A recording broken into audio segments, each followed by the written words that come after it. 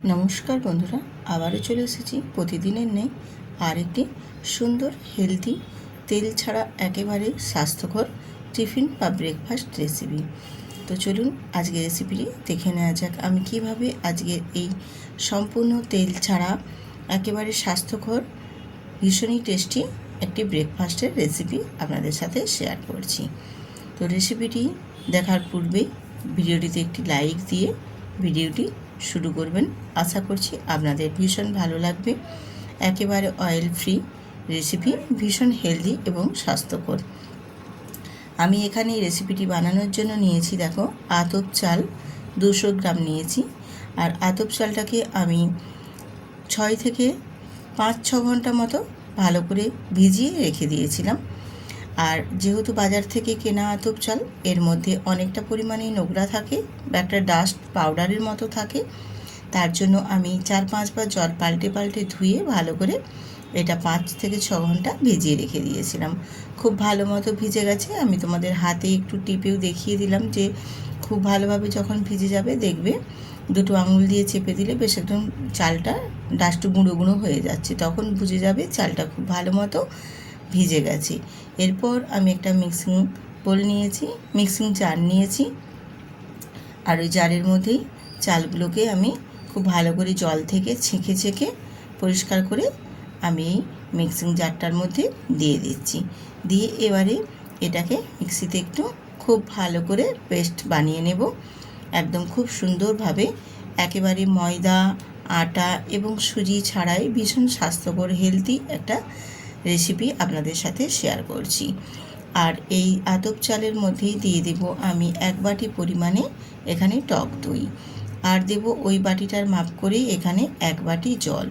এই গরমের পক্ষে এই রকম টক দই দিয়ে স্বাস্থ্যকর একেবারে তেল ছাড়া রেসিপি বানিয়ে নিলে শরীরের পক্ষে কিন্তু ভীষণই ভালো। আমি এবার এটাকে ভালো করে পেস্ট বানিয়ে নিচ্ছি। আর পেস্টটা দেখো আমার বানানো হয়ে গেছে। আমি একটা মিক্সিং বোল নিয়েছি, আর বোলের মধ্যেই আমি যে পেস্টটা বানিয়েছি আতপ চালের, সেই পেস্টটা এখানে দিয়ে দিলাম। এখানে কিন্তু একেবারে আটা, ময়দা, সুজি ছাড়াই সম্পূর্ণ একদম চালের পেস্ট দিয়ে বা আতপ চাল দিয়ে বানিয়ে নেব ভীষণই স্বাস্থ্যকর একটি রেসিপি, যেটা শরীরের পক্ষে ভীষণ ভালো এবং ভীষণই হেলদি, একেবারে অয়েল ফ্রি। এবারে আমি এর মধ্যে অল্প একটু জল দিয়ে দিলাম মিক্সিটা ধুয়ে, দিয়ে খুব ভালো করে আমি এটা এবারে মিশিয়ে নিচ্ছি জলের সাথে ব্যাটারটা। এই রকমভাবে ব্যাটারটা খুব ভালো করে আগে জলের সাথে মিশিয়ে নিয়ে এবারে আমি এখানে দিয়ে দেবো স্বাদ মতো নুন। 1 চামচ আর 1/2 চামচ আমি এখানে নুন দিলাম। তো তোমাদের যেই পরিমাণে চামচের যেরকম মাপ থাকে সেই মতো মাপ দেখে নিয়ে নেবে। আমি আমার যে পরিমাণে মাপটা লাগবে আমি সেই মতো এখানে নুনটা অ্যাড করে দিলাম। নুনটা দিয়েও খুব ভালো করে আবারও আমি ব্যাটারটা ভালো করে গুলে নিয়ে নুনটাকে ব্যাটারের মধ্যে মিশিয়ে নিয়েছি। বেশ ভালো মতো কিন্তু একটু মিশিয়ে নিতে হবে নাড়াচাড়া করে। যেহেতু এটা চাল দিয়ে বানানো, সেক্ষেত্রে একটু ভালো মতো কিন্তু নাড়াচাড়া করে অনবরত খুব ভালো করে একটু পেস্টটা মিশিয়ে নিতে হবে। এরপর এখানে আমি দিয়ে দিচ্ছি 1/2 চামচ পরিমাণে এখানে দিয়েছি ইনো। আর ইনোটাও আমি এই ব্যাটারটার সাথে খুব ভালো করে মিশিয়ে অ্যাক্টিভ করে নেব। খুব ভালো মতো যেন একদম অ্যাক্টিভ হয়ে যায়, একটুও যেন না ইনোর দানা থেকে যায়। আর এখানে আমি ইনো নিয়েছি, তোমরা ইনোর পরিবর্তে এখানে বেকিং পাউডারও দিতে পারো, সেক্ষেত্রেও এটা দেওয়া যাবে। ইনো বা বেকিং পাউডার যে কোনো, যেটা হাতের সামনে থাকবে সেটাই তোমরা নিয়ে নেবে। নিয়ে আবারও ইনোর সাথে আমি ব্যাটারটা খুব ভালো করে মিক্সড করে অ্যাক্টিভ করে নিচ্ছি। তাহলে এই রেসিপিগুলো বানানোর ক্ষেত্রে ভীষণ সুবিধে হবে, ভীষণই হেলদিও হবে, খেতে ভীষণ ভালো লাগবে। আর ইনোটা দিলে খুব একটা সুন্দর ফ্লপি ভাব হবে, আর খেতেও বেশ ভালো লাগবে। আমার ইনোটা দিয়ে দেখো ব্যাটারটা খুব সুন্দরভাবে আমি রেডি করেছি। আর ব্যাটারটা যেহেতু চালের, সেই জন্য ব্যাটারটা একটু পাতলা করেই করতে হবে। আমি ব্যাটারের থিকনেসটা কীরকম রেখেছি সেটাও তোমাদের একেবারে দেখিয়ে দিলাম। এবারে চলে এলাম গ্যাসে। গ্যাসটা অন করে দিয়ে একটা ফ্রাই প্যান বসিয়ে দিয়েছি, একটা 5 ননস্টিক তাওয়া বসিয়ে দিয়েছি।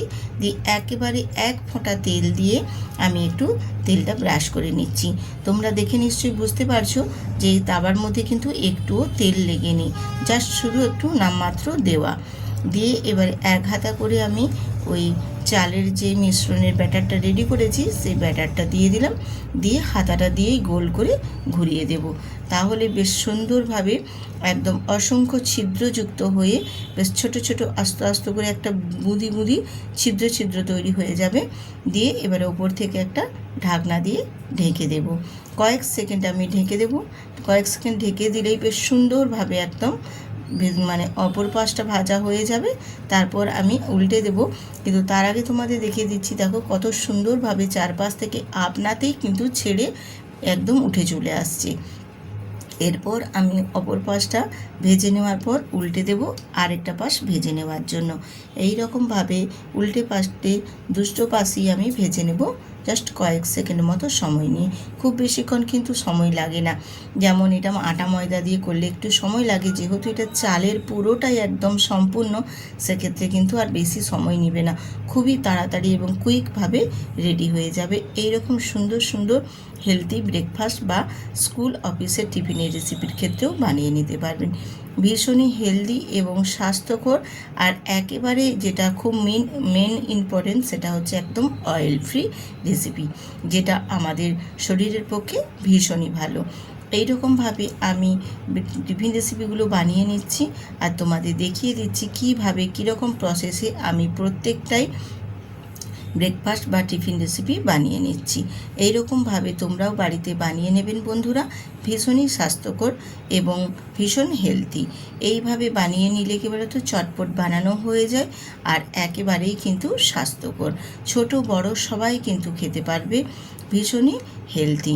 এইভাবে বানিয়ে নিলে মানে আটা ময়দার থেকেও খাওয়ার থেকেও দূরে থাকতে পারবে এবং পেটটাও অনেকক্ষণ ভরিয়ে রাখবে। তার কারণ হচ্ছে এরা চাল দিয়ে বানানো, চালের যে কোনো জিনিস খেলে কিন্তু অনেকক্ষণই পেটটা ভর্তি রাখে।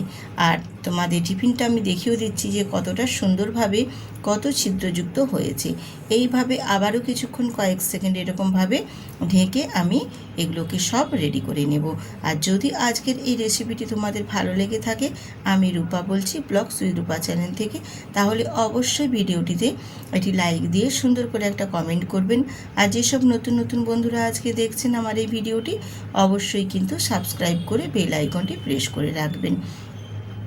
আমার সবগুলো দেখো ভেজে নিয়ে রেডি করে নিয়ে আমি চলে এসেছি ব্রেকফাস্ট বা টিফিন রেসিপিটি। এইরকমভাবে যদি ব্রেকফাস্টে বা টিফিন বক্সের জন্যও তোমরা বানিয়ে নিতে পারো, এছাড়া তোমরা রাত্রে ডিনারের জন্যও বানিয়ে নিতে পারো। ভীষণই হেলদি, কোনো সমস্যাই হবে না, শরীরের পক্ষেও ভীষণ একটা উপকারী খুবই স্বাস্থ্যকর একটা রেসিপি, যেটা খেলে আমাদের শরীরে রাত্রে যদিও আমরা ডিনার করে থাকি সেক্ষেত্রেও কোনো অসুবিধে নেই। আর কতটাই সফট এবং নরমও হয়েছে সেটাও তোমাদের দেখিয়ে দিচ্ছি, কতটা পাতলাও হয়েছে আর কতটা একদম স্পঞ্জের মতো নরমও হয়েছে। এইরকমভাবে বানিয়ে নেবেন বন্ধুরা, খেতে ভীষণ ভালো লাগবে আর বানাতেও ভীষণ সহজ। আমি তোমাদের দেখিয়ে দিলাম কীরকমভাবে কী প্রসেসে বানাবে, একদম ঝটপটভাবে বানিয়ে নিতে পারবেন। এরকমভাবে বানিয়ে নিলে খেতে কিন্তু ভীষণ ভালো লাগে। আর এই রেসিপিগুলো বানানোর ক্ষেত্রে কিন্তু খুব একটা সময়ও লাগে না আর খুব বেশি উপকরণও লাগে না। কম সময়ের মধ্যে কম উপকরণ দিয়েই কিন্তু বানিয়ে নেওয়া যায়। আর কতটা নরম এবং সফট সেটাও তোমাদের দেখিয়ে দিচ্ছি, যে আমি দুটো আঙুল দিয়েই ছিঁড়ে নিতে পারছি। আমার এখানে খুব বেশি আঙুলও লাগছে না আর দুটো হাতও লাগছে না, ভীষণই সুন্দর। আবার আসবো এই রকম আরও নিত্য নতুন অনেক সুন্দর সুন্দর রেসিপি নিয়ে। তো তার আগে তোমাদের চ্যানেলটিতে সাবস্ক্রাইব করে বেল আইকনটি প্রেস করে রাখতে হবে। আজ এইখানেই শেষ করছি, আবার